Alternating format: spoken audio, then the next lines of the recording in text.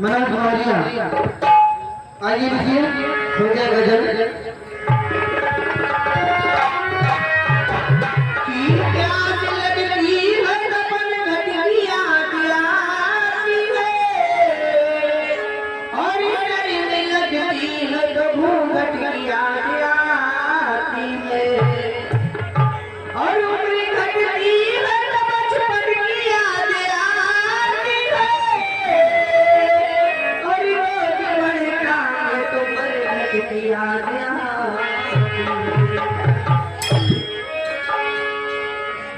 आइए भैया मास्टर की बात कहकर पुकारे तो बुरा मान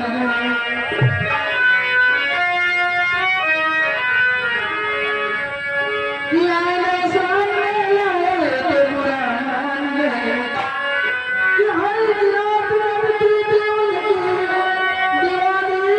की तरह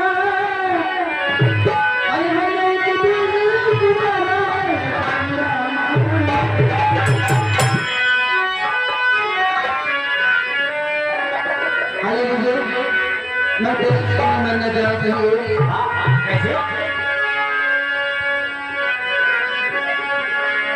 तो मैं तेरे इश्क में मरना चाहता तो मुझे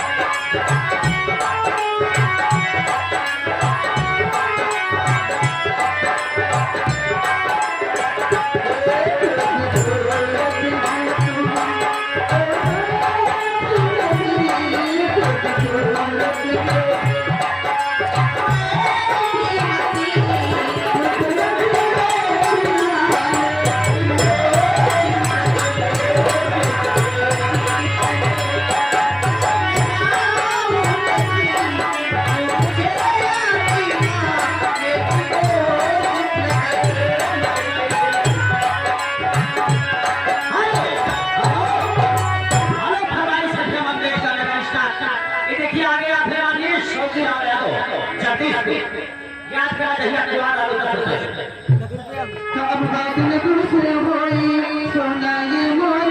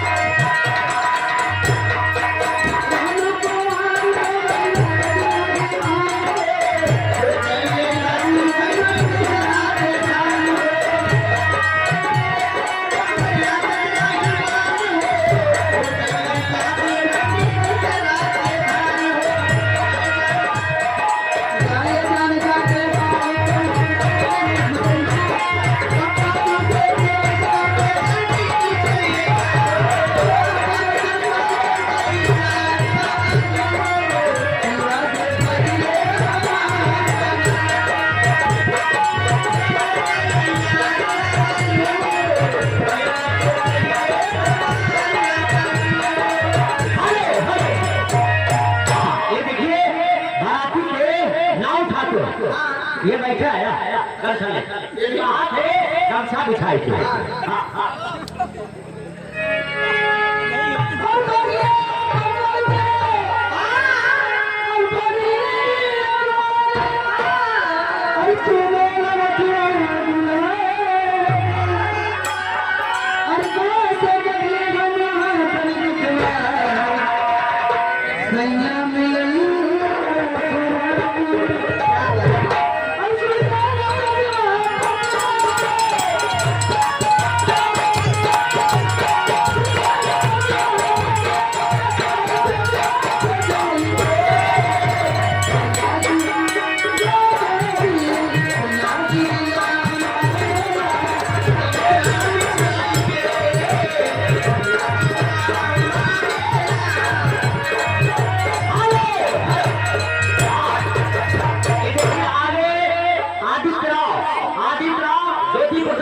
पुरस्कार जो लेके जा रहे हो कैसे देंगे हम।